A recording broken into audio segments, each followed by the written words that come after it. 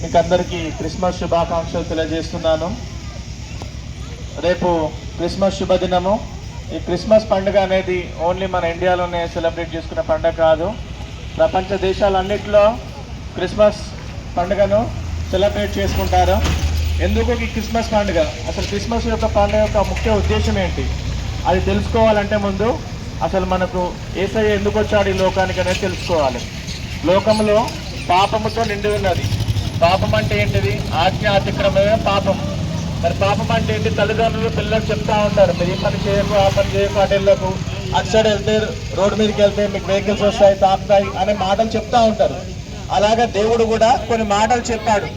ఆ మాటలు చెప్పినప్పుడు మరి మనిషి మీరడం జరిగింది. ఆ మాటలు మీరడం వల్ల పాపంలో పడిపోయాడు. కానీ దేవుడు ఏది చేసినా నిత్యత్వంగా ఉండడానికి చేస్తూ ఉంటాడు. మనుషులు మనం ఇల్లు కట్టుకుంటే ఒక 50 సంవత్సరాలు 100 సంవత్సరాలు ఇల్లు పనిచేస్తుంది.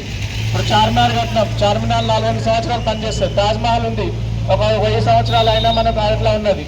అలాగే దేవుని ఆత్మ కూడా ఎప్పుడూ చిరకాలంగా ఉండాలని దేవుడు చూపించాడు.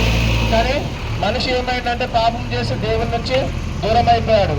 మరి దేవునికి తన దగ్గర చేసుకోవడానికి ఏం చేశాడంటే యేసయ్యని ఈ లోకానికి పంపించాడు. యేసయ్య మనందరి కొరకు తన ప్రాణాన్ని పెట్టాడు. తన ప్రాణం పెట్టి చనిపోయి 3వ దినంలో లేచాడు. లేవడం వల్ల మనం కూడా ఇప్పుడు ఇలా జీవిస్తుండొచ్చు. ఒక సమయం 80-100 సంవత్సరాల్లో సమయానికి మనం ఈ శరీరాన్ని వదిలిపెట్టిపోతాం. శరీరాన్ని వదిలాక మళ్ళీ మనం మట్టిలో కప్పబెడతాం. కానీ మట్టిలో కప్పినాక తర్వాత కూడా మనం లేస్తాం.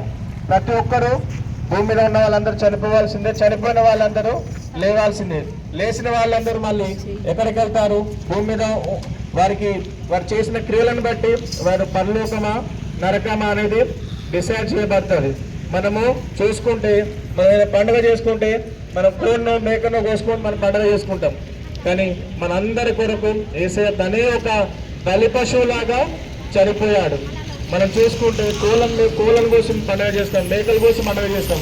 ఎందుకంటే రక్తమే పాపక్షమాపణ, రక్తమే పాపంలో క్షమాన్ని కడుగు వేస్తుంది. కానీ లోకంలో ఉన్న పాపాలన్నీ పోవాలంటే యేసయ్య ఒక్క బిందు చాలు.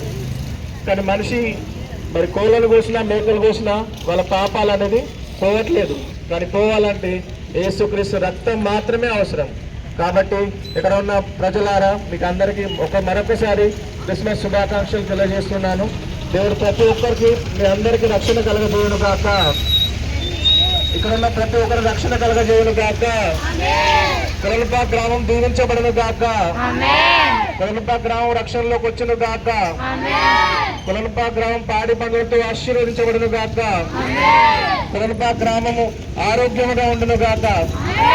కొలనుపాక గ్రామంలో ఎలాంటి కుల మతాలకు అతీతంగా ఉండును గాక. కొలనుపాకలో ఉన్న ప్రతి ఒక్కరు అన్యోన్యంగా ప్రేమతో ఉండును గాక. దేవుడి మాటలను ప్రతి ఒక్కరికి ఆశీర్వదించి అందరిని రక్షణలోకి నడిపించును గాక. ఆమేన్.